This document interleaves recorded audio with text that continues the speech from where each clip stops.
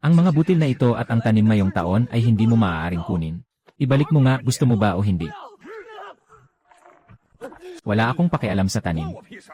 Kapag itinanim mo sa lupa sa labas ng Yangyuan, kailangan mong magbayad ng butil. Sinabihan kita, tiko mo ang bibig mo. Sa susunod, babaliin ko ang mga paa mo. Sabi na ng nanay ko, basta buhay pa, may pag-asa pa.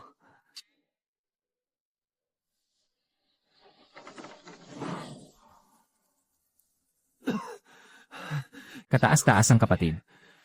Kailangan ko munang ibenta itong sirang bagay na ito para may maipambili ako ng pagkain.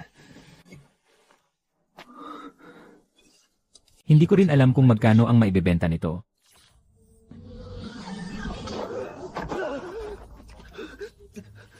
Anong nangyari? Nanlalabo ang mata ko. Saan napunta ang horno?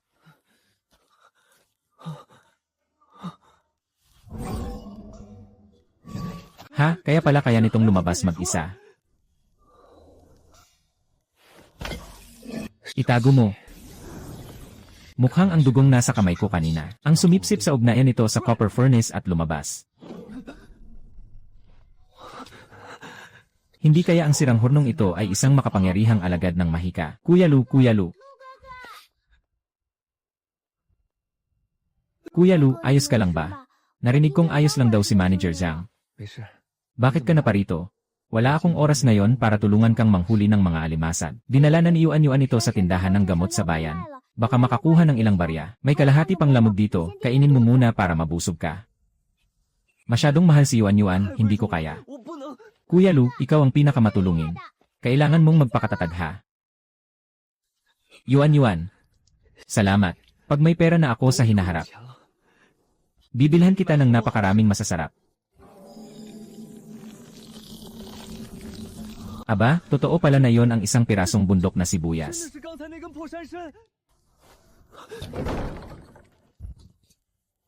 Hindi kaya walang kahit anong pagbabago, hindi kaya mapapataas ng bagay na ito ang kalidad ng halamang gamot.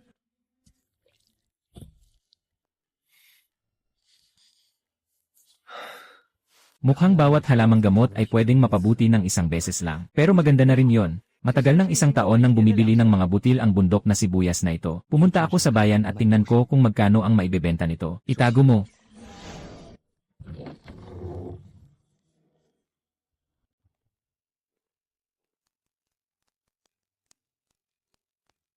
Tumatanggap ba ang tindera ng bundok na sibuyas? Karaniwang bundok na sibuyas ay 5 wen lang bawat isa. Para sa matandang may mataas na taon, phosphorus na asido. Ito ay 100 taong ligaw na bundok na sibuyas. Little brother, bibigyan kita ng 2 pilak. 100 taong ligaw na bundok na sibuyas pala ito. 5 pilak, ni isang kusing hindi ko ibebenta. Sige, 5 pilak na lang. Little brother, kung may mahukay ka pang ganito kahalagang bundok na sibuyas sa hinaharap, dapat ako ang unang pagbentahan mo. Sa susunod na lang natin pag-usapan. Napakaganda nito, may mga pilak na ako. Hindi na ako maghihirap at magugutom pa. Bibilhan muna ako ng isang supot ng lugaw na pagkain. Tapos bibilhan ko si Yuan ng isang pares ng bagong sapatos na tela.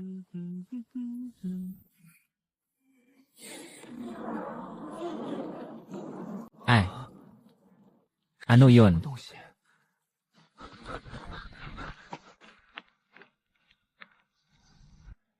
Isa pala itong tao. Bumabagsak ng ganoon kataas, buhay pa ba siya? Ang matandang ito, mukhang isang cultivator. Mukhang may maganda siyang gamit sa loob ng supot.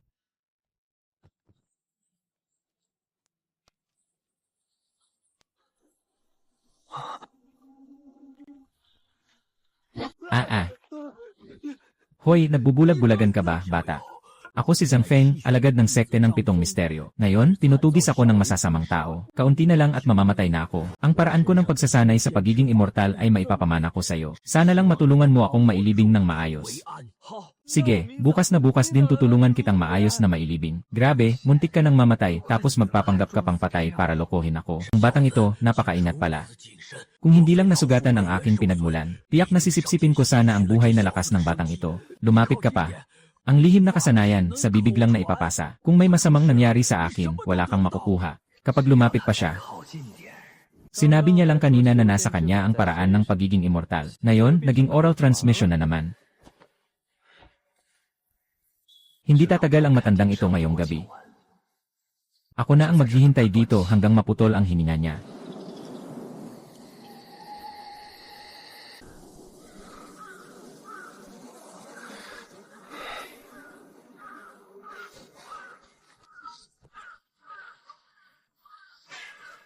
Mukhang lumamig na siya.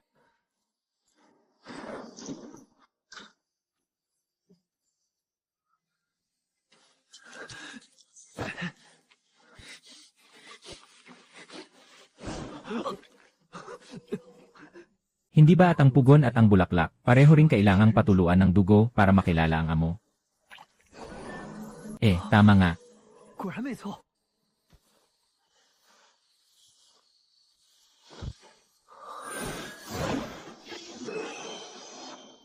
Ito ang espasyong taglay ng isang immortal. Ililibing muna natin ang matanda. Pag-uwi, saka ko na pag-aralang mabuti.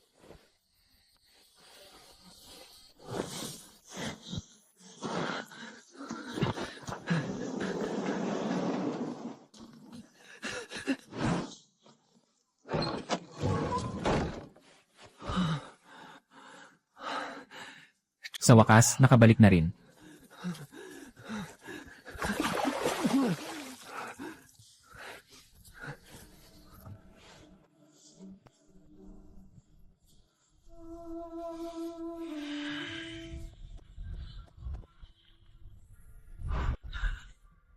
Nakakatindig balahibo. Buti na lang at tinuruan ako ni Yuan magbasa. Ito ang paraan ng pagsasanay ng immortal. Kaya pala kapag sinisipsip ang espiritual na hangin ng langit at lupa, mas lalo kang lumalakas. Kapag ang espiritual na hangin sa loob ng katawan ay naging dagat ng enerhiya, pwede na itong pakuluan. Kapag naging immortal na ako, ano na ang mga ordinaryong bagay? Lintik na si Manager Chen, puro kalokohan. Ibabalik ko ang lupang iniwan ng aking mga magulang. Ito na siguro ang merienda. Sabi sa aklat, mas mabilis ang pagsasanay kapag gumagamit ng merienda. Subukan ko nga ayon sa nakasulat sa aklat. Napakanipis ng espiritual na hangin. Gaano katagal pa ba bago ako makapasok sa pintuan? Kailangan bang may hawak akong espiritual na bato para gumana? Ay, ang bilis.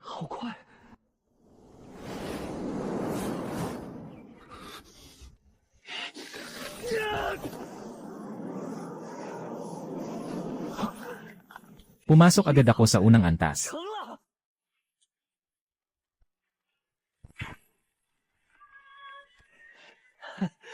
Napakalakas na ng puwersa.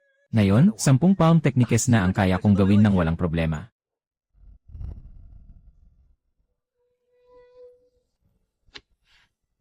Ano na namang ginagawa ng batang ito nitong 2 araw? Ni hindi man lang ako hinanap. Ang dugyot na bata, lihim pang naghatid ng pagkain at ginseng sa iba. Sino lang nagturo sa iyo niyan? Kawawa naman si Kuyang Lu, sobrang hirap ng pinagdaanan. Gusto ko lang naman siyang tulungan. Feng Shu, tumabi ka nga. Sa mga nakaraang araw, maraming salamat sa pagtulong mo, Yuan. Ito ang ipinapalit ni Ma Shanshan. May 2 pilak at may bagong sapatos pa siyang binili. Hehe, salamat, Kuyang Lu. Sandali. Ilagay mo muna ang sapatos. Ang batang ito, sobrang gipit. Sa isang iglap, nakakuha siya ng 2 pilak para sa sapatos. May amoy na hindi maganda ang dating ng pera na ito. Huwag kang mag-alala, Feng Shu. Malinis ang perang ito. Ipon ito na iniwan sa akin ng lolo ko. Ay, salapi, itabi mo na lang ng maayos. Kapag may biglang sakuna sa hinaharap, magagamit mo. Ang bungang ginseng na iyan, ilang sentimo lang ang halaga niyan. Bukod pa riyan, may 1 pares ka pang sapatos. Ayos lang, may iba pa ako. Masyado kasing mabilis maubos kapag pansamantala. 6 na piraso na lang ang natira. Mahigit ko kayang masira ang 2 antas ng key refining, mahirap sabihin. Bahala na, magtanim na muna ako bago isipin ang iba.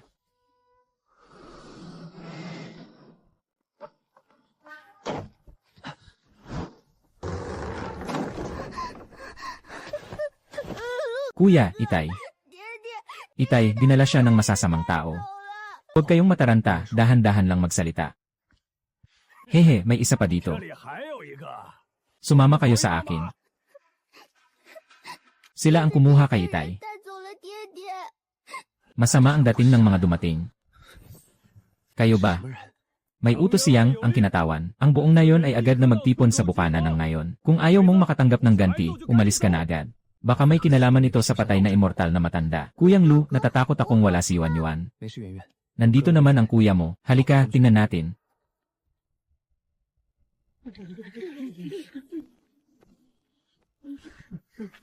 Bilisan mo, Yuyu, lumapit ka na. Ang buong na yon ay nakaipon na, yang ang kinatawan. Lahat tumayo ng maayos. Yang ang kinatawan, may sasabihin ka ba? Sino ng mga ngahas magsinungaling? Agad putulin ang mga paa niya. Hahaha, huwag kayong matakot, mga kasama. Hindi ako masamang tao. Tinipon ko kayo ngayon. Dahil may isang kaso na may kaugnayan sa inyong nayon. Gusto kong malaman kung sino ang umalis sa nayon, 4 na araw na ang nakalipas. Nakakatakot, yang ang kinatawan, wala kaming alam tungkol dyan.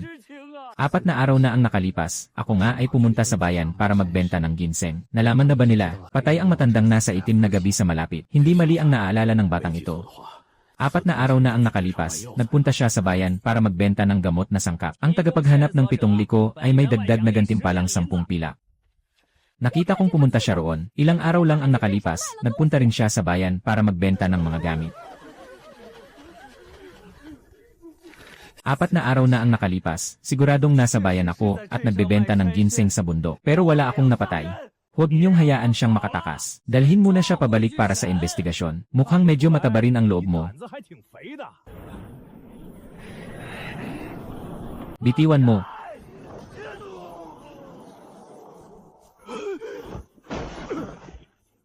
Paano yan naging posible? Ang bigat ni Zhangguan ay 200 yen. Hindi kaya halimaw ang batang ito. Mga basura, sabay kayong sumugod at hulihin siya. Ikalawang antas ng key refining.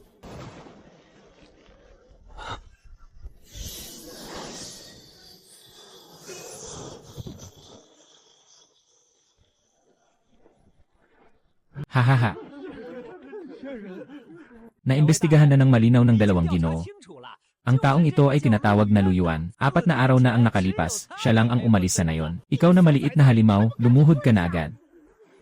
Kumusta si kapatid na babae Lucy? Tapos na, mas malakas ang 2 ito kaysa kay Zhang Feng. At kasama rin nila ang pangkat ng mga tagalabas ni Yang. Talagang hindi magkakamali kung siya ang hahabol sa kaluluwa ni Feng. Nasa kanya ang supot ni Zhang Feng. Kaya pala gamit nila ito para hanapin si Zhang Feng. Mga immortal. Nakita ko talaga ang bangkay ni Zhang Feng. Pero hindi ako ang pumatay. Chow, pwede ko pa ring ibigay sa inyo. Sobrang interesante mo rin pala. Huwag kayong mag-alala, hindi kami narito para ipaghiganti si Zhang Feng. Kami ang nakasugat sa kanya. Ninakaw niya ang isang halamang espiritual ng aming sekta. Ang gusto lang namin ay iyon. Tingnan mo nga ang storage bag, may isang berdeng baging baroon. Kung iba pa ang nasa loob, sayo na. Tara na, Miss Lo, sandali. Siguradong disipulo ni Zhang Feng ang taong ito. Ang pagpapanatili sa kanya ay magiging pasanin lang. Ikaw na babae. Ang ganda mo. Bakit ang sama ng ugali ng puso mo?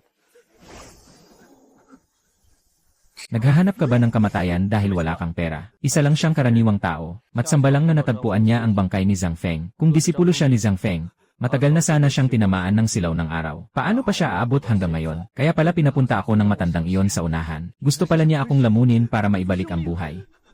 Parang dumaan lang ako sa tarangkahan ng mga multo.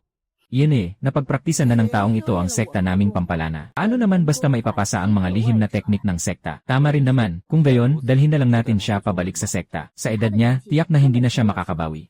Pero dahil sinabi na ni kapatid na lalaki, kung gayon, ibalik na natin siya. Pagbalik natin sa sekta ng 7 misteryo, tingnan natin kung paano kita ayusin. Tumayo ka. Aray aray aray.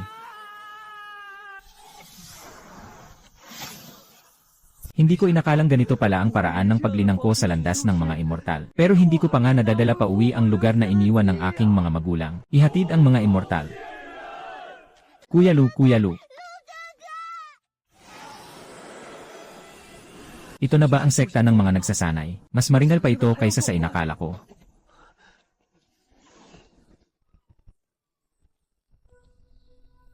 Ano ba, Lo? Una, ihahatid ko ang gamot na sangkap sa elder. Itong karaniwang tao, sayo na muna.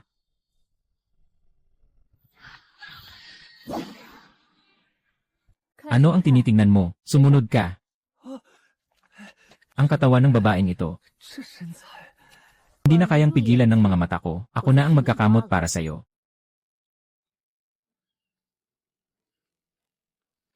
Erledles leman.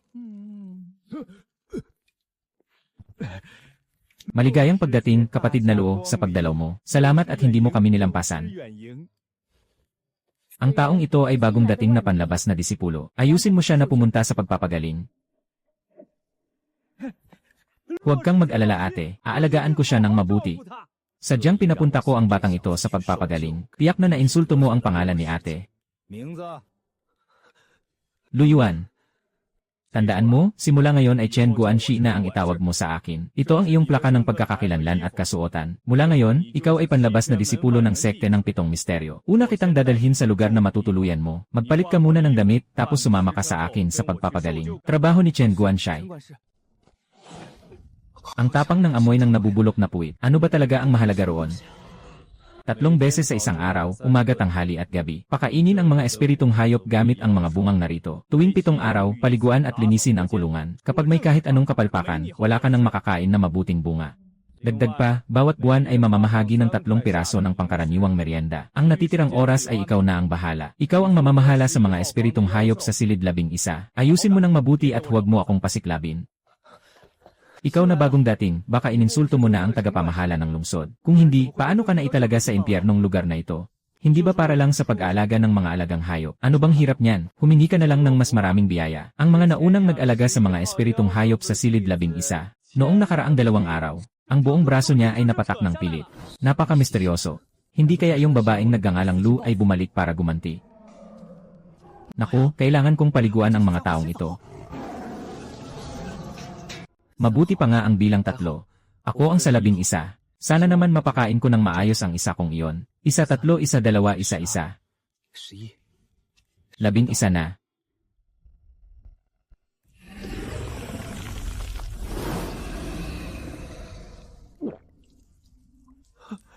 Mga kapatid, palang paliliguan ko itong malaking ahas.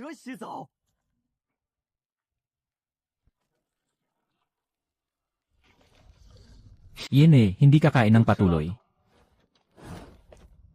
Hindi bale, pagdating ng oras ng paliligo ay hindi ako papasok dyan. Hindi ako tatanggap ng kahit anong parusa. Mas mabuti ng buhay kaysa mapatay. Pero bakit hindi ko pa rin mabasag ang bottleneck ng 2 antas kahit nagsasanay ako? Hindi kaya lahat ng tao ganito rin? Subukan ko pa ulit, hindi ako naniniwalang hindi ko ito mababasag. Ay, hindi pa rin pwede. Parang may pader na nakaharang ng mahigpit. Hay, sige na nga, mag-ikot muna ako. Dumating ako rito ng ilang araw at pawang pagpapakain lang sa ahas ang ginawa ko. Hindi ko pa nga nakikita kung ano ang itsura sa loob ng sekta. Silipin ko nga ang bunga ng buhay na ibinigay ni Kuya Wu. Kailangan din niyong magsikap pa. Alagaan niyong mabuti ang mga alagang hayop. Kuya Luo, napakabuti naman ng kapalaran mo. Tama, masyado ring bukas palad si Kuya Wu. Bunga ng buhay. Hindi ba ito rin ang mga bungang kinakain natin araw-araw? Pareho nga naman ang uri ng kinakain natin.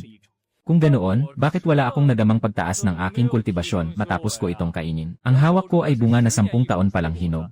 Mas matingkad ang kinang nito kaysa sa karaniwang bunga. Pero kaya nitong pataasin ang kultibasyon. Ang mga bungang palaging niyong kinakain ay hindi pa hinog. Kaya pampawi lang ng gutom, hindi pa hinog. Kung ilalagay ko ang mga bungang iyon sa tansong hurno, baka naman. Bigla akong sumakit ang tiyan. Hindi pwede, kailangan kong pumunta sa latrina.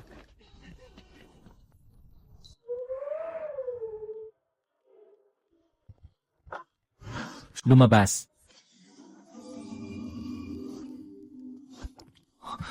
Malamang ay pwede naman. Ang kulay at kinang nito ay halos kapareho ng nasa kamay ni Luo Qiang. Pero makapagpapataas ba talaga ito ng kultibasyon? Kailangan pa itong subukan. Talagang ang pwedeng magtaas. Hindi kaya ang bungang ito ay isa ring uri ng halamang gamot. Mula ngayon, gaano karaming bunga ng buhay ang gusto ko, ganoon karami rin ang makukuha ko. Ngunit sa ngayon, kailangan ko pa ring lubusang tunawin ang lakas na ito. Napakalakas ng bungang kalderong ito. Isang kagat lang, 3 pirasong merienda agad. Hindi na nakapagtataka kung bakit inggit na inggit ang mga disipulo. Pagsasanay sa 2 antas. Tapos na. Sa totoo lang, dapat ko pa ring pasalamatan ang babaeng iyon. Nasa paligid lang ng tagapagligtas ang bunga ng buhay. Sinabi ni Chen Guanxi na pwede raw kainin ng basta. Kung hindi niya ako inilagay sa tagapagligtas, baka hindi ko pa naabot ang tagumpay ng ganito kabilis. Kailangang samantalahin ang liwanag ng araw at mamitas pa ng ilan.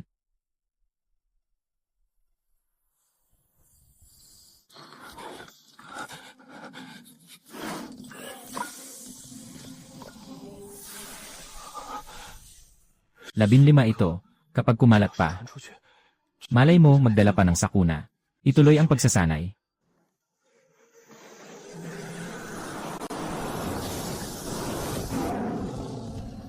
Pagsasanay sa ikatlong antas, tapos na. Kung kumalat pa ang bilis na ito, mabibigla ang lahat. Hindi pwede. Saan abot iyon? Kailangang malampasan ko ang babaeng iyon. Hindi ko alam kung ilusyon ko lang ba. Parang humina ang epekto ng bunga ng buhay. Pero wala namang problema. Sa totoo lang, marami pa naman ako.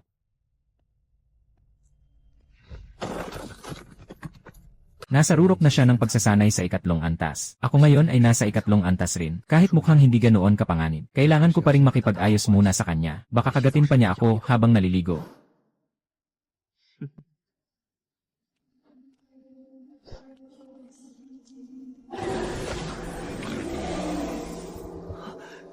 Epektibo. Gusto mo pa bang kumain?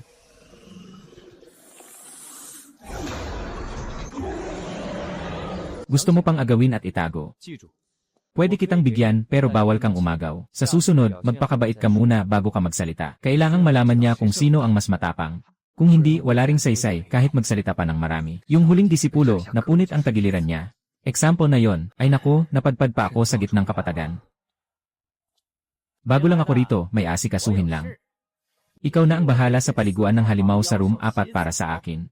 Si Hisong na naman, tinatakot ang mga bagong salta. Yung siyang responsable sa alaga ng antas 3 key refining. Pinakawalang hiya ang halimaw na lobo. Hindi siya mismo nang angahas pumunta. Gusto niyang ipalit ang bagong dating. Mukhang bagong salta pa lang na nasa ikapitong antas ng key refining. Siguradong hindi yon tatanggi. Ayusin mo nang mabuti, huwag kang magkamali.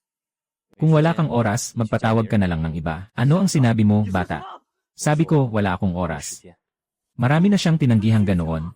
May magandang palabas na, mas mabuti kung isipin mong mabuti bago ka sumagot. Bakit? Pinipilit mo pa ba ako? Ayokong maranasan ang sakit ng bugbog. Sumunod ka na lang ng maayos sa akin. Naglalakas loob ka pang kumilos sa loob ng sekta. Hindi ka natatakot maparusahan. Hanggat walang nasasawi, sino ba ang may pakialam sa akin? Bibigyan pa kita ng huling pagkakataon. Gusto mo bang pumunta at maligo? O gusto mo munang gantihan kita? Kung ganoon, wala akong pipiliin sa dalawa. Kung ganoon, tuturuan kita kung ano ang tawag sa disiplina. Ay, mabilis ka ring umiwas.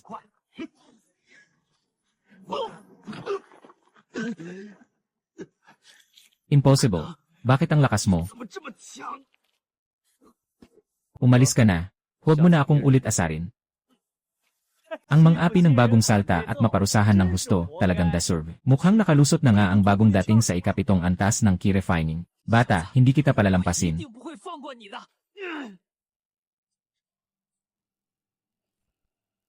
Ang bagong salta ay nakalusot pa nga sa ikalawang antas ng key refining at napagsabihan pa si Hisong.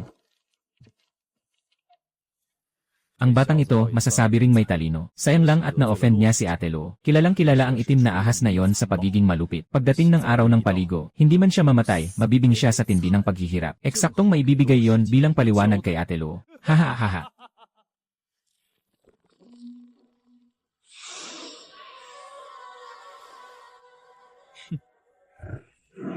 Hindi masama, marunong ka na sa mga patakaran.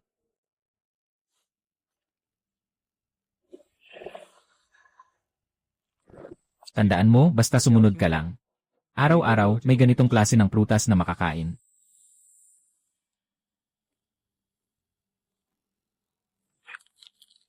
Bakit ko ikahihiya ang hindi sapat na bigat ng sugat sa katawan ko?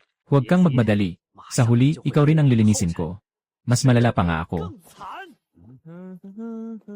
Ngayon ang araw ng paglilinis sa ika-11 at ang bagong dating, baka nagtatago na siya. Natural lang ang matakot. Kung tutuusin, ang alagang hayop na iyon ay nasa ikatlong antas ng key refining. Kung marinig yan ng amo ng halimaw, buti nga at may makakain ka. Nakilala mo na ba si Chen Guanshai? Si Luyuan ba ay bumalik na para kay Chen Guanshai? Nagtatago lang ang taong iyon sa loob at hindi naglalakas loob lumabas. Maging ang mga halimaw ay hindi pa niya napapakain ngayong umaga. Anong oras na? Bilisan mo at tawagin mo siya. Sumunod sa utos. Luyuan, lumabas ka na agad at alam kong nariyan ka. Walang saysay ang magtago. Naghihintay si Chen Guanshai sa may kuha ng alagang hayop.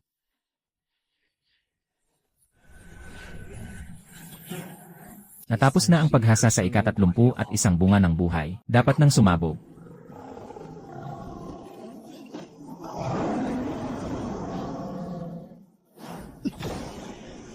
Durugin mo.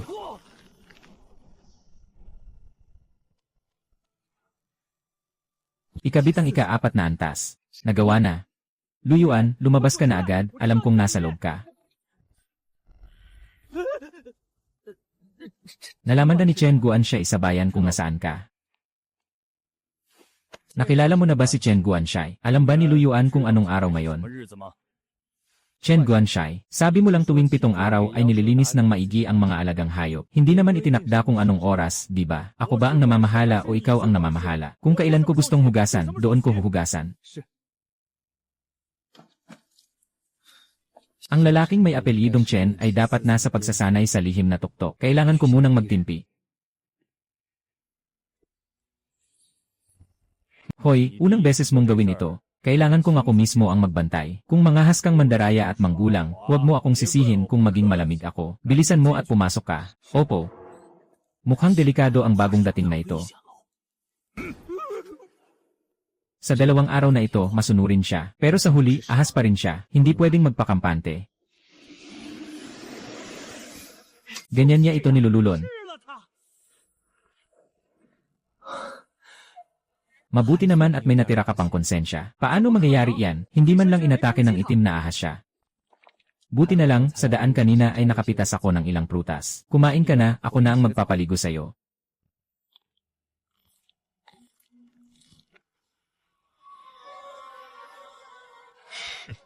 Gusto kitang makita ng maayos.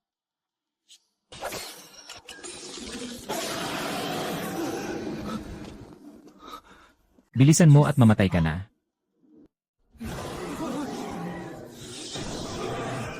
Hindi maganda na wala ng kontrol ang kalesa.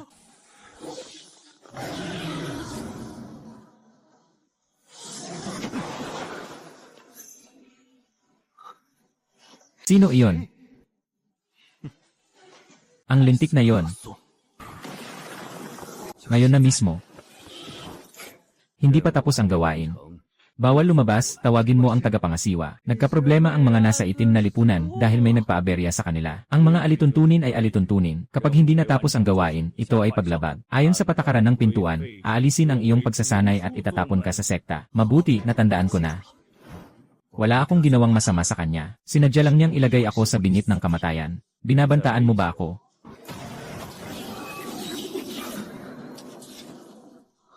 Nababaliw na ang itim na ahas, tumakbo ka na.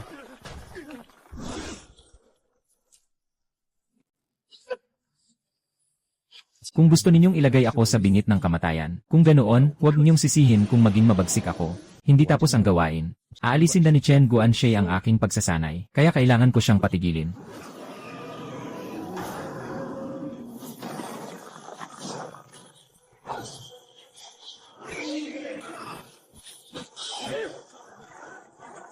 Aba. Hindi ba sumusunod ang alagang hayop? Kung ayaw mo, papayag ka rin kapag napaamo kita. May tao. Ang lakas naman ito, imposible. Ang itim na ahas na ito ay nasa 3 antas ng key refining at katapat niya. Sa ilang araw pa lang, bakit biglang sumulong ang pagsasanay ng batang ito ng napakabilis? Sumuko na ba siya? Iyan na nga. Mabait kang kumilos kaya hindi mo na kailangang mabugbog.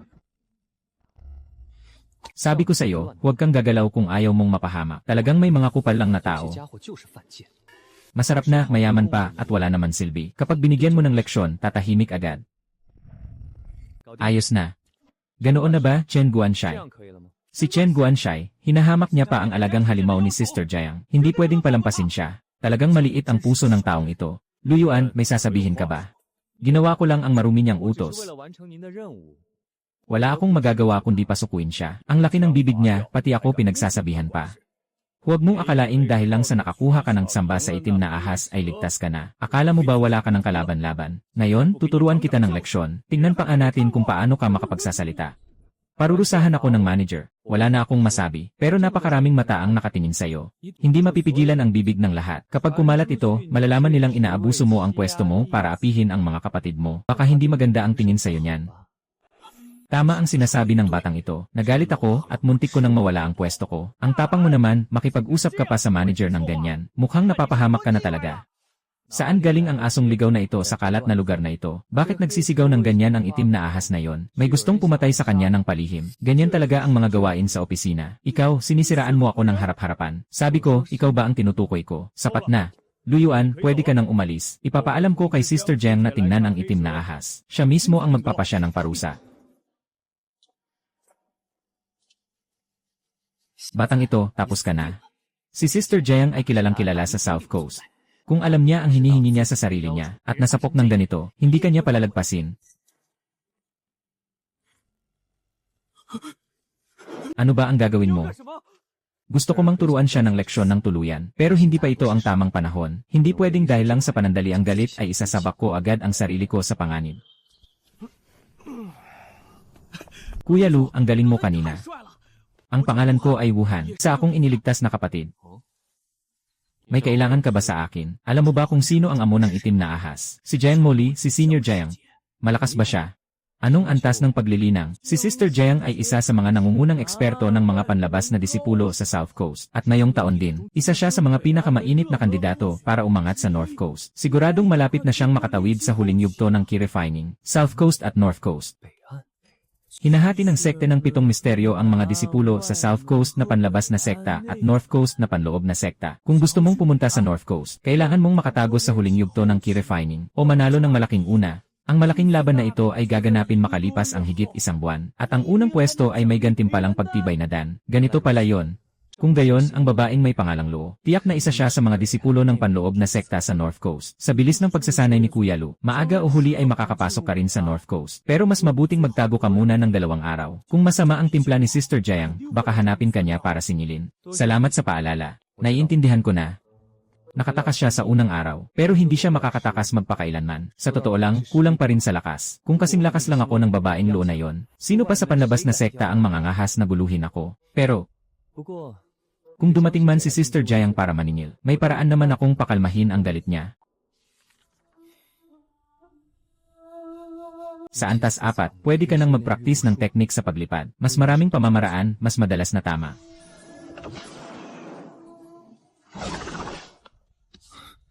Subukan pa natin. Lumabas na ang isang pabigla-biglang tulak sa pagsasanay ay hindi matatag ang pundasyon. Sakto lang na gamitin ang pagsasanay ng batas, pandigma para patatagin ang espiritual na lakas. Patatagin muna ang pundasyon.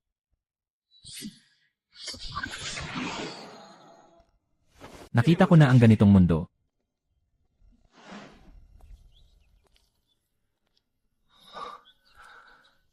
Ang bagong dating na yon, napipintong malasin. Kuya Lu, lagot ka na. Dumating na si Ate Zombie. Sige, ako na ang pupunta doon.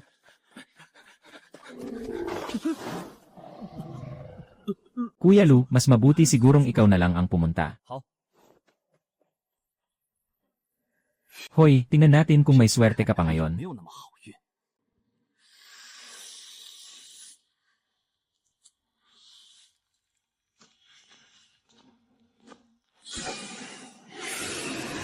Mukhang napagsabihan ka na.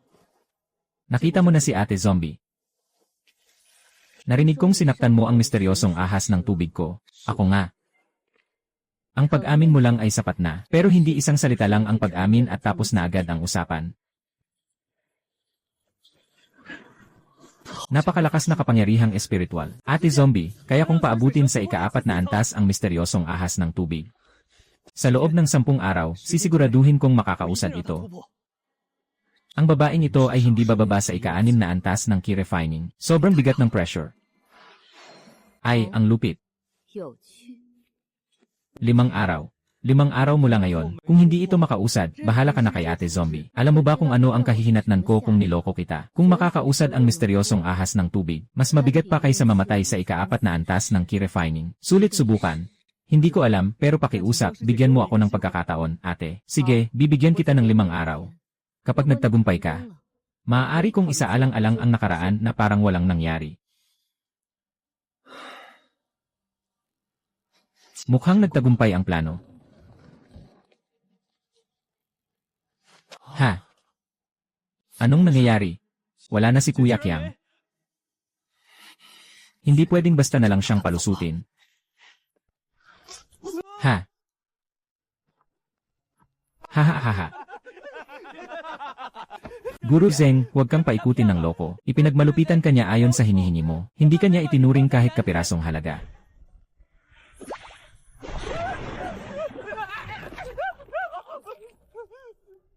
Ikaw pa ang nagtuturo sa akin kung paano kumilos, ha? Tandaan mo nga ang lugar mo. 记住， 5 araw lang ang meron ka.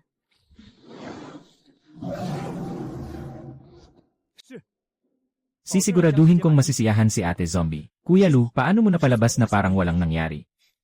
Maliwanag si Ate Zombie. Kapag naipaliwanag ko ng maayos, hindi na niya ako pagbibintangan. Kung gayon, ano ba talaga ang ibig sabihin ng 5 araw na yon? Ang hindi dapat tanungin, huwag nang tanungin. Ito ang lihim namin ni Ate Zombie. Kapag sinabi ko, siguradong magagalit siya. Pansamantala kitang palalampasin.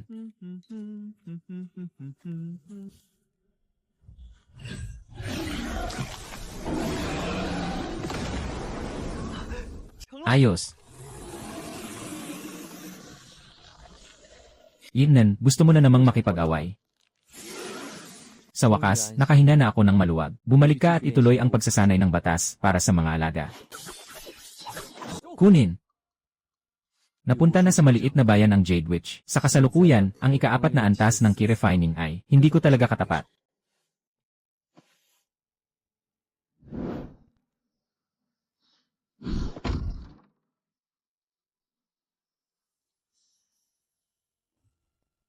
May nagmamatsyag sa akin sa dilim. Kuya Lu, may hinahanap ka ba? Nakita mo ba kanina kung may tao sa labas ng silid? Wala naman. Pero may nakita akong si Hikyang na, nagpupumilit na tumakbo papunta sa opisina ng tagapamahala. Ano na naman kay Hikyang? Siya nga kanina. Ang taong ito ay nasa 3 antas ng pagsasanay. Pero bakit niya ako palihim na binabantayan? Buti na lang at hindi ko muna inilabas ang luwang tansong hurno. Kung hindi, hindi maganda ang kahihinatnan. Sa hinaharap, hanggat maaari, huwag nang mag-iwan ng bunga ng buhay sa storage bag. Mas mabuting gamitin agad kapag nasa kamay na. Kuya Lu, ano nang nangyari sa'yo? Ayos lang ako.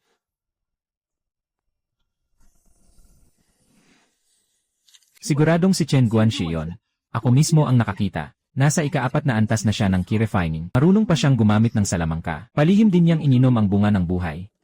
Saan naman kukuha ng bunga ng buhay ang isang outer disciple na tulad niya? Baka may kinalaman ito kay Ate Zombie. Sa tingin ko hindi ganoon kadali. Sige, bumaba ka na muna. Hindi dapat mabunyag ang usaping ito. Si Chen Guanxi nga. Hindi nakapagtataka na mabilis siyang mag-refine ng bunga ng buhay. Mukhang maraming lihim ang batang ito. Mahigit 10 taon kong sinikap bago ko lang naabot ang rurok ng ika-4 na antas. Bakit siya sa loob lang ng 10 araw ay nakalusot na sa 3 antas? Lahat ng nasa storage bag ng batang ito, dapat mapasa atin. Pero hindi pwedeng agawin ng lantaran, baka makagulo at makapang-alarma. Kailangan kong maghanap ng paraan para kusang ibigay niya yon.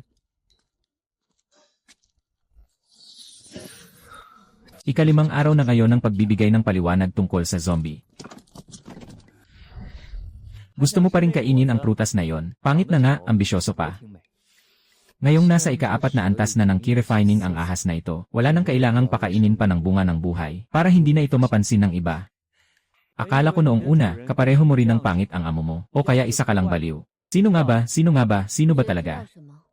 谁知道 Pambihira, ang gwapo mo pala, hindi ko lang alam kung baliw ka ba talaga, o may kakaiba ka lang na hilig. Talagang gusto mong alagaan ang ganitong klaseng alaga. Tinig ni At Zombie yon. 是江师姐。 Hindi naman siguro nagkataon lang. Bakit walang tunog ang babaeng ito kapag naglalakad? Nakita ko na si Ate Zombie, bakit hindi na siya magsalita? Parang hangin kung lumakad si Ate Zombie. Talagang wala ni katiting na tunog, napahanga ako ng husto. Kung hindi dahil dito, hindi ko pa malalaman na isa pala akong baliw. O kaya taong may kakaibang bisyo. Huwag mo nang dibdibin, isipin mo na lang na kalokohan lang sa bibig ko ang sinabi ko. Huwag mo akong itulad sa iba, talagang nagtagumpay siya. Paano kaya ito nagawa ng batang ito? Ano nga uli yung isa pang prutas na nabanggit mo? Patay na, tapos na. Lumalabas na napuno na ang lahat. Ay, medyo komplikado pala ito. Kailangan ko munang magsimula sa sinabi ko nang pumasok ako sa sekte ng 7 misteryo. Noong una, may natuklasan akong isang uri ng ligaw na prutas sa malapit. Mahilig iyong kainin ng misteryosong ahas ng tubig. Kaya paminsan-minsan, binibigyan ko siya para maiba naman ang lasa. Ang tanong ko ay, paano mo siya napaabot sa paglusot sa ika-4 na antas ng key refining? Buti na lang at may maaga na akong paghahanda. Hindi lang alam kung mapapaniwala ko kaya ito. Alam ba ni Ate Zombie na si Zhang Feng? Ang taksil na si Zhang Feng. 那个叛徒， Bakit mo tinatanong iyan? Iyong taksil na. 就是那个叛徒。May ilang espiritong gamot sa storage bag niya. Kukunin ko na yan para pakain. Hindi inasahan ng misteryosong ahas ng tubig na bigla siyang makakasulong. Sinabi mo na noon, Ate Zombie. Kung mapapaabot ko ang misteryosong ahas ng tubig sa ika-4 na antas ng key refining, hindi ito pwedeng isumbong sa iba. Ang sinabi ko noon ay pag-isipan lang muna. Hindi naman siguro ganyan ka-wild si Ate Zombie. Sang-ayon ako. Hindi ako daring wala rin akong balak. Bakit hindi ako maniniwala? Saksi ang langit at lupa. Bawat salitang sinabi ko kay ate ay tapat na tapat. Alagaan mo ng mabuti ang misteryosong ahas ng tubig. Ako ang mag-inspeksyon. Huwag mo nang hayaang makita kung inaapi mo siya. Maaasahan mo ako, ate. Sa wakas, nabaliktad din ang sitwasyon. Bakit na naman dumating ang matandang babaeng zombie na yon, Kuya Six? Hindi kaya may masama siyang balak sa'yo? Hoy, bata, huwag kang magsalita ng wala sa lugar. Hindi ba ito ang ika-5 araw na? Pero hindi rin naman mali ang paningin mo. Kita naman yan kahit sino, huwag na huwag mong sasabihin yan sa labas. Huwag kang mag-alala, ang mga manliligaw ng matandang babaeng zombie ay naiipit sa paanan ng bundok. Sobra na talaga ang dila ko. Mabuti na lang at alam mo, matagal ka na ba sa sekte ng 7 misteryo? Paano mo nalaman ang dami niyan? 7 taon na, kilala mo ba si Zhang Feng?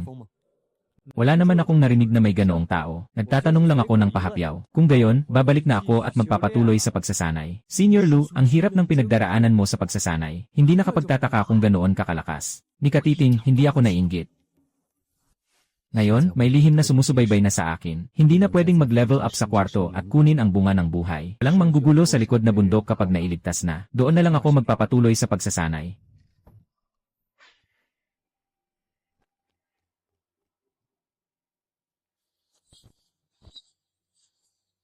Lumabas ka.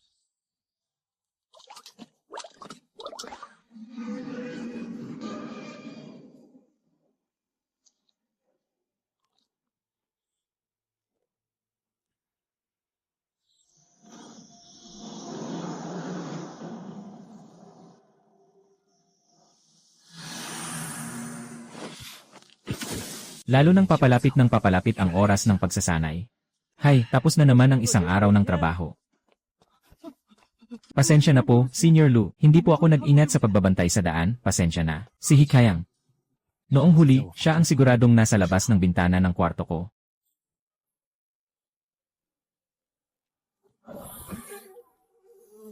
Nakakapagtaka, paano may mga bubuyog pa sa ganitong oras ng gabi? Mukhang gusto niya talaga ang amoy sa katawan ko.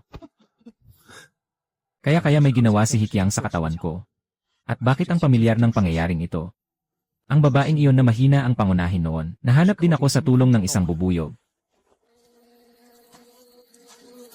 Nagpunta ang batang iyan dito ng hating gabi. Mukhang sinadya pa niyang pumili ng magandang libingan, hahaha. Nagtago pa talaga sa likod ng bato. Lahat ng nasa iyo ay sa akin na.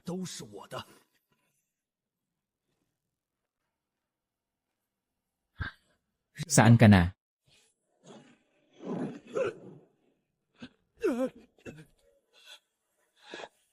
Saan mo nadiskubre ang pulbos ng lila na dahon? Talagang sinadya mo akong banggain. Para maipahid ang pulbos ng lila na dahon sa damit ko. Noon, sinubukan kong mag-isip ng paraan para pilitin kang kusang ibigay ang bunga ng buhay. Pero matapos kong pag-isipan, mas mabuti pa ring diretsong agawin na lang. Kusang ibigay mo ang bunga ng buhay. Paihirapan kita ng husto. Naglakas loob ka pang galawin ako sa loob ng sekta. Hindi ka natatakot na masisi. Patayin kita, tapos durugin ko pa ang buto mo para walang makaalam. Bukod pa roon, nainis mo rin si Lu Shiji. Ibig sabihin, wala ka nang mapag-uusapan pa. Mababaw na palabas lang. Batang ito, hindi ka makakatakas. Hindi ba gusto mo lang ang bunga ng buhay? Bibigay ko na sa iyo ang lahat. Ikaw na bata, talagang may bunga ng buhay ka. At napakarami pa. Hanggat gusto mo, ibibigay ko. Bilisan mo, pulutin mo na. Gusto mo akong ma-distract. Huwag kang magmadali sa pagpatay. Makapupulot pa rin ako mamaya. Hindi pwedeng magpatuloy ng ganito. Kailangan kong makaisip ng paraan. Hoy, batang ito, wala nang saysay ang pakulo mo.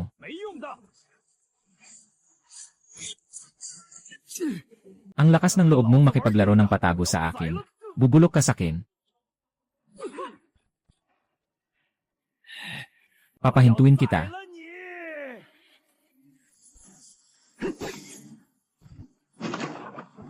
Hindi pwedeng magpatuloy ng ganito. May naisip na ako. Hoy bata, gusto mong gumanti, hindi mo ako basta maloloko.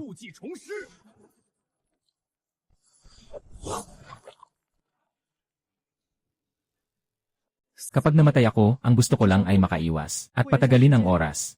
Hindi dapat mapansin ng iba. Ang gusto niya ay ako lang ang mawala at maagaw ang kayamanan. Pero sa sekta, ang mahalaga lang ay ang resulta. Walang maniniwala sa isang simpleng panlabas na disipulo. Tama, bago pa man ay sinabi na niyang mawawasak ang buto niya.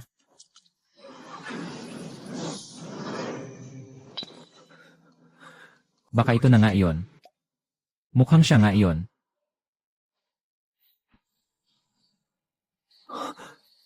Hindi nakapagtataka kung gaano siya kasigurado na hindi siya matutuklasan.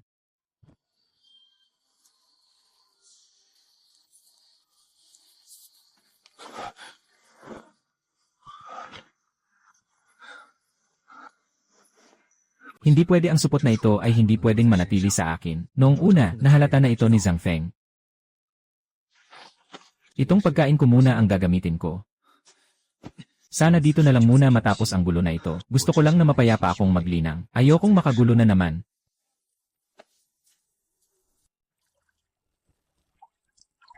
Hindi maganda, si Hikyang at ang tagapangasiwa ay magkakampi. Sa araw ay siya ang naglagay ng alikabok ng bulaklak ng ube. Kung ibabalik niya ako, wala akong maipaglalaban. Kailangan kong tingnan kung ano ang ginagawa niya.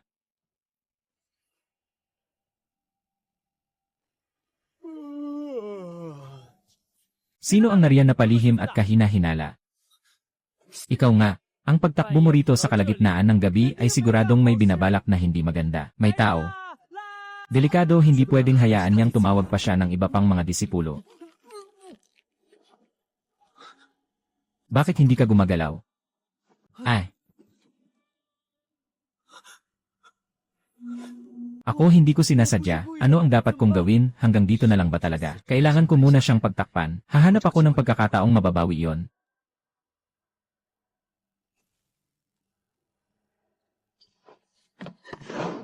Tumakas na ba si Hikyang? Kung pupunta siya at magsusumbong tungkol sa akin, baka masyado lang ngang abala sa likuran. Hindi na muna, samantalahin ko ang pagkakataon ngayon para makalusot sa ikalimang antas ng key refining. O baka hindi pa rin ako makalusot. Hindi ko rin alam kung makakatalon ba sa antas na ito ang buhay na ito. Ay, matulog muna siguro ako. Mamaya may trabaho na naman. Kumpere, hindi ko talaga gustong gumalaw ngayon. Baka naman si Sister Jiang ay hanapin na naman ako para gambalain. Kung marunong kang makiramdam, maayos kang papaliguan ko para sayo.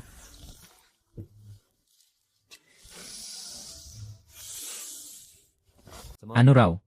Gusto mo na namang manakit? Sino ang gusto mong saktan? Nakakita ka na ba ng Sister Jiang? Hindi siya nakikipagtulungan sa pagpapaligo. Hindi ko matatapos ang misyon. Ayaw talaga ng misteryosong ahas ng tubig na maligo. Kung pipilitin ko siyang paliguan, tiyak magwawala siya. Sa susunod, isang beses bawat buwan na lang ang paligo niya. Papasunurin ko siya sa sinasabi mo. Tama si Sister Jiang.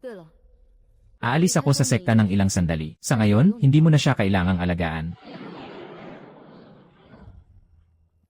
Sister Jiang, nakakakarga pa ba ng buhay ang supot mo? Iyon ay isang mataas na uri ng supot ng langit at lupa. Kayang maglagak at magpanatili ng mga espiritong hayop at ng mga kontratang may selyo ng pagkilala. Hindi ko maintindihan ang supot ng langit at lupa. Pero nais ko lang, Sister Jiang, na maging maayos ang iyong paglalakbay. Sandali lang ate, may isa pa akong tanong na nais kong itanong sa inyo. Magsalita ka ate. Bakit hindi pa rin ako makalusot sa aking paglinang? Nakatagpo ka ng hadlang. Ang hadlang sa ikalawa hanggang ikalimang antas ng key refining ay 3 malalaking sagabal. Karaniwan, ilang taon pa ang kailangan bago makalusot. Ilang taon? May paraan ba para mas maagang makalusot? Mayroong pildoras na pambasag ng hadlang. Kapag nainom ang pildoras na yon, matutulungan itong basagin ang hadlang sa paglinang. Maraming salamat sa paglusot, Sister Jiang. Dinala ni Sister Jiang ang misteryosong ahas ng tubig. Sa wakas, makakapagpahinga na ako ng maluwag sandali. Ang pildoras na pambasag ng hadlang na sinabi ni Sister Jiang, hindi ko alam kung saan pwedeng makabili nito. Wuhaw, may itatanong ako sa'yo. Saan sa sekta ng 7 misteryo may tindahan ng gamot? Gusto ni Kuya Lu na bumili ng gamot. Sa aming Shufeng may pavilion ng mahahalagang likha. Nandoon ang mga gamot at mga mahikang kagamitan. Sasamahan kita roon. Saka ka pa talaga mapapagod niyan. Pupunta lang ako para magmasid at matuto. Hindi naman siguro ako bibili. Hahaha, huwag ka nang magpanahang, tara na. Maraming kayamanan pero hindi ka natatakot na manakaw. Lahat ng iyan ay mga huwarang piraso lang at hindi mahalaga. At si kapatid Baoji, may mga eksperto siyang nagbabantay. Sino ba ang may lakas ng loob na magnakaw? Ang longevity elixir, na makakapagpabagsak sa key refining sa ikalawang antas, ay ibinebenta sa 20 pirasong pagkain lang. Ang mahal nito, pero matatawag pa rin mura. Kahit ang mga mas maayos na elixir ay lampas 100 pirasong pagkain na ang presyo. Parang mga himala at kababalaghan ang mga elixir dito. Ang tanging wala rito ay ang breakthrough pill na pambasag sa sumpa ng mga zombie. Ito ang lugar sa sekta ng Wuhan na nagbebenta ng mga elixir. Dito lang ba talaga meron? Walang elixir dito na gusto ni Kuya Luyuan. Kung gayon, kailangan nating pumunta sa Danfeng. Maraming alchemista roon. May mga elixir na pwedeng ipagpalit ng palihim. Tama, Danfeng nga. Nasa silangang bahagi ng Shufeng ang Danfeng. Pero sa pribadong transaksyon, kailangan lang talagang swertehin. Nalaman ko na. Salamat sa paghatid mo sa akin rito sa maliit na bagay na ito. Kung may kailangan ka pa sa hinaharap, huwag kang mag-atubiling lumapit sa akin. Kahit ano pa, mukhang delikado pa rin. Mahal na pala ng ganito ang mga karaniwang single elixir. Kahit may breakthrough pill pa sa isang pakete, hindi ko rin kayang bilhin. Mas mabuti pang dahan-dahan lang tayo at obserbahan muna. Napakahirap pala makabili ng breakthrough pill. Talaga bang kailangan kong maipit sa key refining ng ilang taon? Saan na nagpunta si Hisong? Hindi ko alam. Simula kahapon, hindi ko na siya nakita. Iyan pagbalik niya, tingnan natin kung paano ko siya sisingilin. Ikaw na muna ang magpakain sa kanya ng 2 araw na Snow Wolf. Opo, Senior. Siya ba ang may alagang Snow Wolf? Hindi na siguro makakabalik pa si Hisong.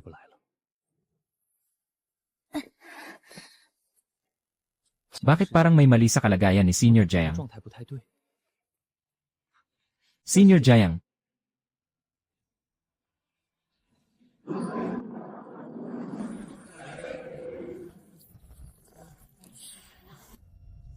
Senior Jiang, ayos ka lang ba? Ako na ang titingin sa'yo. Senior, nasugatan ka. Walang awa, tulungan mo akong pumunta kay Bao Qije para bumili ng isang bote ng Huangting Elixir. Mas maaga, mas mabuti. Mahirap humanap ng balita tungkol sa 1000 taon na spiritual herb. Hindi ko inakalang may makakasalubong akong ilang malayang cultivator na nanghihimasok. Kahit napatay ko sila. Parang hindi ko na rin kayang tumagal. Babalik agad ako.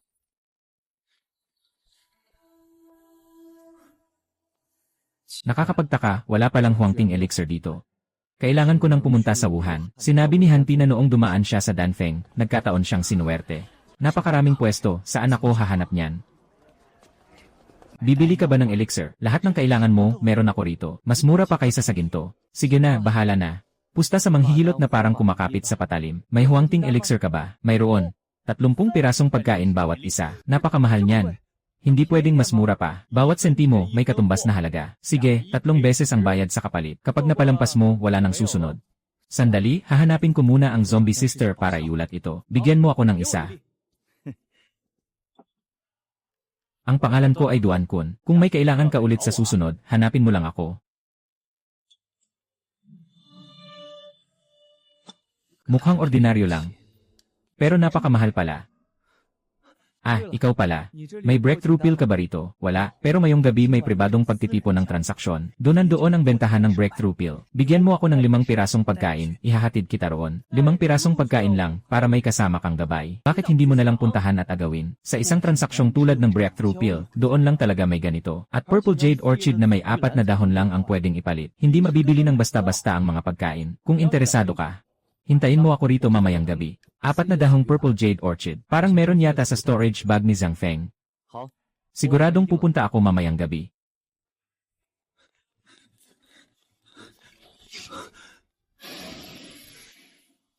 Naku, Kuya Lu, nakabalik ka na rin pala. Umalis na si zombie sister. Umalis na talaga. Sinabi niya sa akin na sumama. Sabi nila, hindi na kailangang bumili ng gamot. Naasikaso na niya ang baliw na babaeng iyon. 30 barya lang na pangmeryenda. Ganyan lang kabasura ang alon ng tubig. Hinabol ko iyon nang halos maputol ang paa ko. Iniwan niya ako na nakatunganga. Kuya Lu, ano bang nangyari sa'yo? Uwi na muna ako.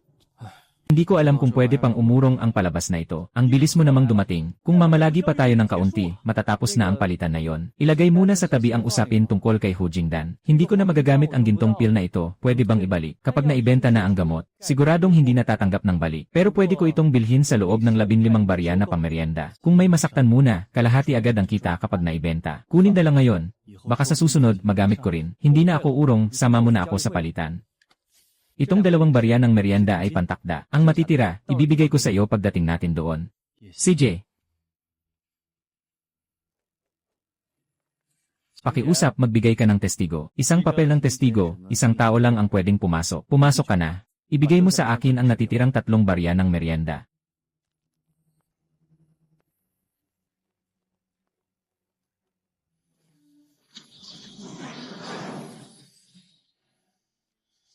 Ayos. Talagang may lihim na talagang lugar dito.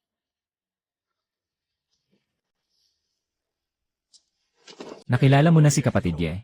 Hindi na kailangang magpakumbaba ang lahat. Lahat naman ay alam ang mga alituntunin ng palitan. Magsimula na tayo ngayon.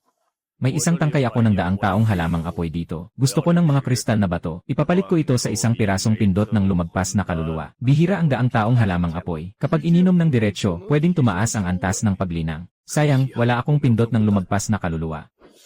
Kukunin ko na. Tapos na ang palitan.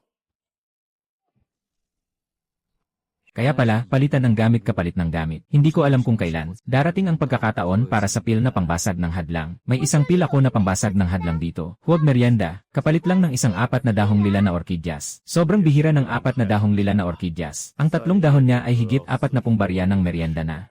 Ako ay nasa antas ng ikalimang paglinang. Hindi gaanong magagamit sa akin ang pil na pangbasag ng hadlang na ito. Meron ako, may 4 na dahong lila na orkidyas ako.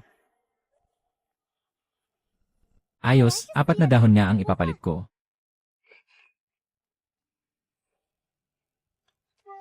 Napakagaling, sa wakas natupad din ang hiling ko. Sa wakas, nasa kamay ko na. Ang batang ito, hindi pa gaanong katagal mula nang dumating. Kailangan na agad ang pil na pangbasag ng hadlang. Interesante. Hindi binibigo ng langit ang taong may malasakit. Nandito na ako sa ikalimang paglinang. Tagumpay o kabiguan, dito nakasalalay.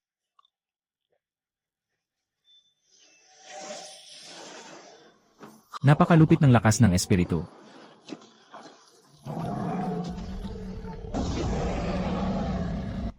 Ikalimang paglinang. Sa wakas ay nakalusot na. Hindi talaga mapapahiya ang pangalan ng pil na pangbasag ng hadlang. Halos kalahating buwan na rin mula nang dumating ako sa sekta ng 7 misteryo. Sabi nila, sa mga disipulo sa timog na Pampang, ang pinakamalakas ay nasa antas pa lang ng ika-7. Nakakapanghinayang, ika-6 na antas lang. Ang bunga ng buhay ay halos wala ng tulong sa akin ngayon. Sobrang liit. Kung gusto kong makalusot sa ika-6 na antas, mukhang aabutin pa ng matagal. Hayaan mo na, hindi nagmamadali. Tapos na ang gawain ko sa paliligo ngayong araw. Pupunta ako ulit para maghanap ng 2 basket ng prutas at magpalakas. Para mapabilis ang paggaling ng sugat ng misteryosong ahas ng tubig. Naku, lalo yatang naging magulo ito. Kapatid na mapagkilos, siya ngayon.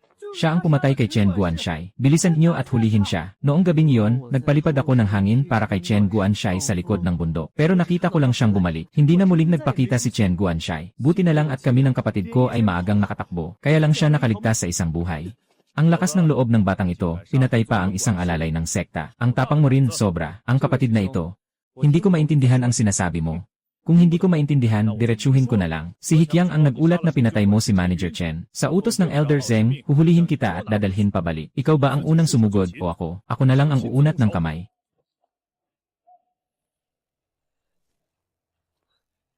Sekte ng dugo at dugo. Ganyan ba talaga kayo manghuli ng tao nang hindi pumipili ng tama at mali? Kung hindi ka pa atras, hindi na ako magpapakumbaba. He, subukan mo kung kaya mo. He, langgam.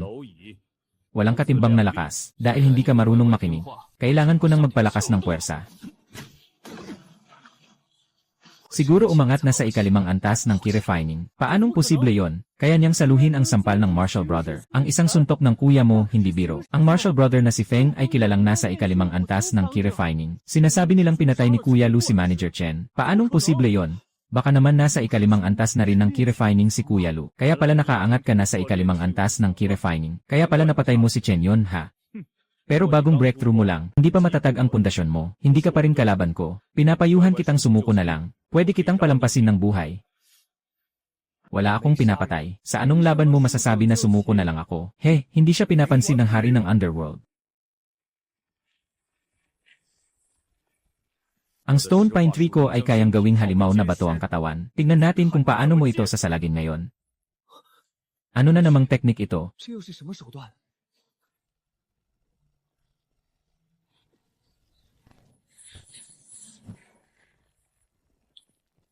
Bata, kaya mo ba talagang tiisin lang ito?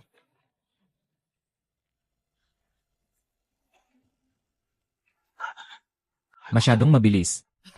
Kuya Lu, may ipapahatid sa'yo na mensahe si Sister Jiang. Sabi niya, sa susunod na magpadala ka ng gamot. Sister Jiang, paano niya ako hahanapin sa ganitong oras? Sister Jiang, may kailangan ka ba sa akin? Kilala mo si Jiang Moli. Talaga palang may pambihirang imbitasyong dala si Sister Jiang. Kailangan ko munang hiramin ang pangalan niya para malampasan ang delikadong sitwasyon. Pagkatapos na lang natin pag-usapan ang mga susunod na mangyayari. Hindi lang basta kilala ko siya. Ako rin at si Sister Jiang ay parang magkakabata. Dahil lang sa isang panig na salita, ako na agad ang may sala. Kung malaman ni Sister Jiang, talagang hindi niya ito palalagpasin. Si Jiang Moli ay isang henyo na pinagtutuunan ng sekta. Wala akong lakas ng loob na suwayin siya. Pero hindi rin naman dahil sa sinabi lang ng batang ito. Basta naniniwala lang ako, ano.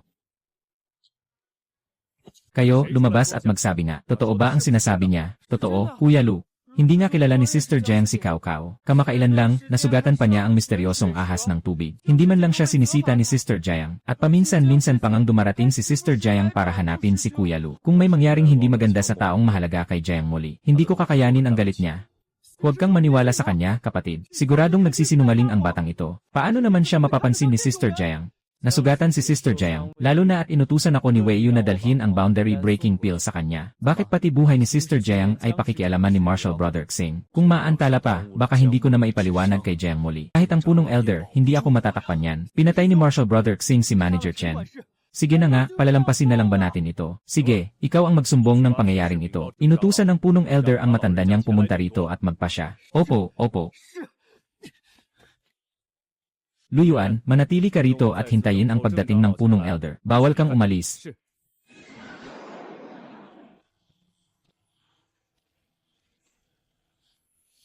Nakita mo na ba si Elder Zeng? Ito si Elder Zeng. Ang aura na ito ay hindi mas mababa kaysa kay Qingru.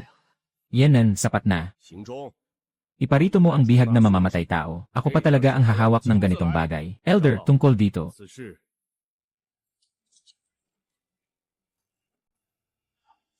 Ang pagkabata ni Jiang Moli. Ang batang ito ay napakabata pa. Paano nangyaring nakarating na siya sa ikalimang antas ng key refining? Elder Zeng, hindi alam ng alagad na ito ang pagkamatay ni Manager Chen. Pakiusap, linawin niyong maigi para sa alagad na ito, Elder. Lu Yuan, huwag kang magdahilan. Elder, siya sa atin po ninyo ang kanyang storage bag. Tiyak na may mga bagay roong dapat ilibing sa ilalim ng lupa. Anong klaseng sistema ba ito? Natural, may merito ako sa bagay na ito. Hindi ko kailanman palalampasin ang isang mabuting tao. Hindi ko palalampasin ang isang masamang tao. Lahat ng walang kinalamang tao, umatras muna kayo sa gilid. Hahanapin muna ni Lu Yuan ang natitira, Elder. Pero may punto rin naman ang sinasabi ni Hikiang. Si Chen Yun ba ang pinatay mo? Siya sa atin mo ang storage bag mo at malalaman natin. May ibig sabihin ba si Lu Yuan? Ang alagad na ito ay tuwid ang tindig at hindi natatakot kahit anino man ang humalik sa tabi niya. Suriin po ninyo ng mabuti, Elder. Buti na lang, nailibing ko na ng maaga ang storage bag ng tanggapan ng lungsod sa likod ng bundok. Hindi niya yon mahahalungkat. Pero hindi rin pwedeng patagalin. Kapag natagalan pa, madaling mapansin ang mali.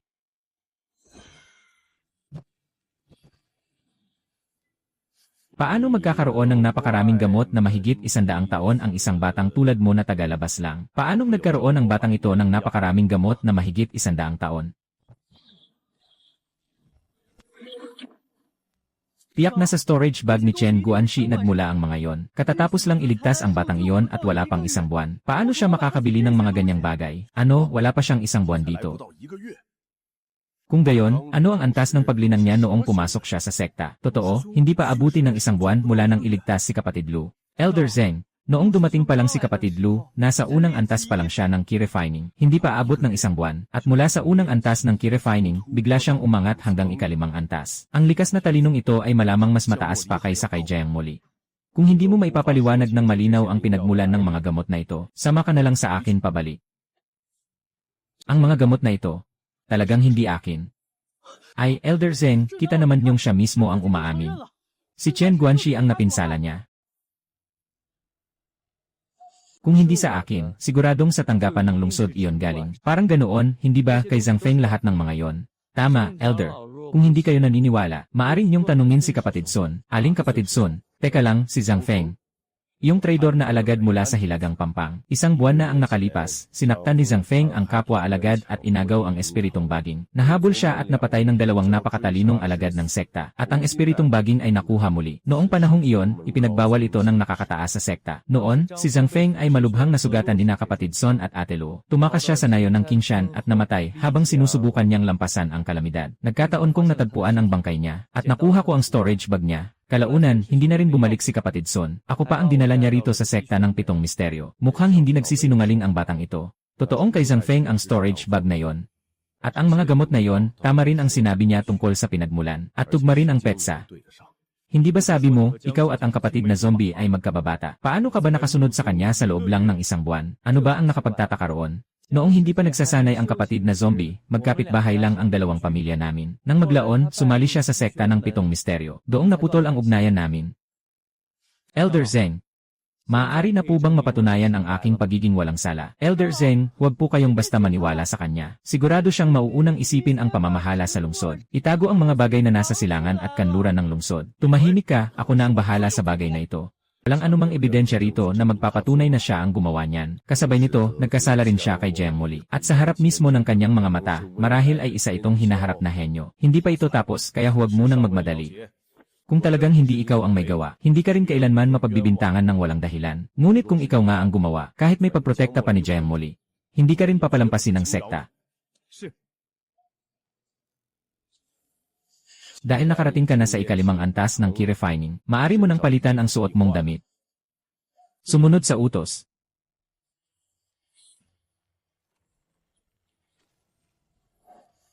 Hay, sa wakas ay natapos na rin.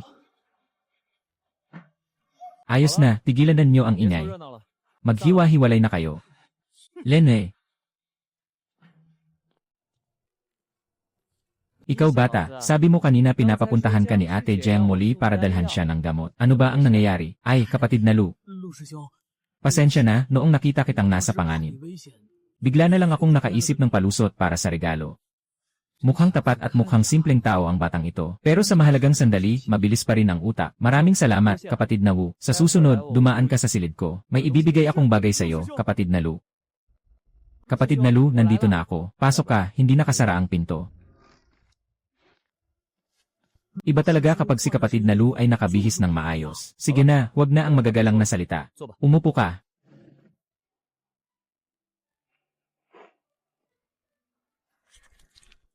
Hawak mo. Bunga ng buhay. 2 pang piraso, kapatid na Lu. Saan mo nakuha ng ganito karami ang bunga ng buhay? Kasama rin yan sa storage bag ni Zhang Feng. Sa ngayon, maliit lang ang silbi sa akin ng mga bunga ng buhay na ito. Pero sapat na para makatulong sa paglusot mo sa 3 antas ng pagsasanay. Mas mahalaga pa ito kaysa sa buhay ko. Hindi ko pwedeng tanggapin.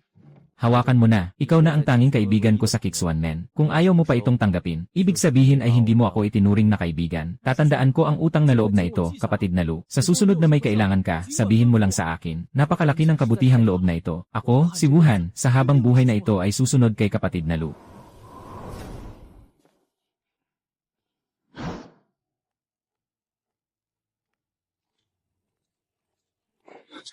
Elder, pwede na bang tapusin na lang ito ng ganito? May isa pa akong bagay. May kapatid kahapon na nagulat na nailigtas siya, pero may isang nagngangalang Hisong na hindi rin nagpakita, at tungkol pa rin yan sa bagay na ito. Narinig ko na ilang ulit ng pinahihirapan ni Hisong ang batang iyon noon. Matagal na silang may alitan. Ang dalawa na may alitan sa kanya ay sabay pang naglaho, gine. Talagang lahat ng ebidensya ay sa kanya tumuturo. Elder, puntahan na natin siya agad at hulihin. Hindi sa pagkatakot na hindi siya aamin, kundi sa hindi pwedeng mag-aksaya ng oras. Sa panig ni Jiang Muli, wala pa ring galaw. Hindi tayo pwedeng basta magpadalos-dalos. Paano kung nakaupo lang tayo at pinapanood ang batang iyon na tumakas ng malaya? Bakit mo pa iniisip iyon? Puntahan mo na ang batang iyon at sabihin si Jiang Muli ay may balitang pagkakaibigan noong mga panahong bata pa sila. Idagdag mo pa ang konting drama at pakulo. Mas maraming makakaalam, mas mabuti. Anong ginagawa ni Zhang Lao sa pagpapakalat nito? Si Jiang Muli ay may mataas na ulo at ayaw mapahiya. Pinakamabigat niyang iniiwasan ang mga usiserong nakikialam sa pribadong bagay niya. Kung totoo ngang may ugnayan sila, tiyak na agad niya itong lilinawin at ipapaliwanag ng malinaw sa publiko. Sa oras na kumilos siya, walang sinuman sa loob ang makakaprotekta sa batang iyon kung tunay nga siyang mabuti. Tingnan natin kung hanggang saan siya aabot para sa batang iyon. Kung tutuusin, hanggang saan kaya niya iyon mababato. At ang mga taong ipinadala roon ay nakamasid sa bawat galaw ng batang iyon. Kapag nagpakita siya kahit kaunting kapintasan, agad na mag-ulat. Nauunawaan na po ng inyong lingkod.